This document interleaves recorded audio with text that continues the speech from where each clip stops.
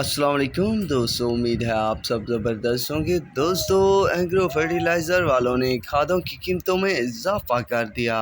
नई rate list आ गई है, नए रेट भी आ गए हैं, तो आप दोस्तों के साथ इस वीडियो में शेयर करने वाला हूं। दोस्तों, FFC वालों ने फातिमा फर्टिलाइज़र, सरसब्ज, बाकी भी जितनी खादें हैं उनकी कीमतों में इजाफा हो चुका है। तो एक एक करके तमाम खादों की रेट लिस्ट आप दोस्तों के साथ शेयर कर रहा हूँ। आज एग्रो फर्टिलाइज़र वालों के रेट बताने जा रहा हूं, तो चलिए रेट लिस्ट की तरफ चलते हैं। तो रेट लिस्ट आप दोस्तों के सामने है। एग्रो जोरावर 50 केजी का नया रेट जो है 10,172 रुपये कर दिया गया है। एग्रो यूरिया का 50 केजी का रेट 3169 रुपये है, ये 5 तारीख को चेंज कर दिए गए थे रेट।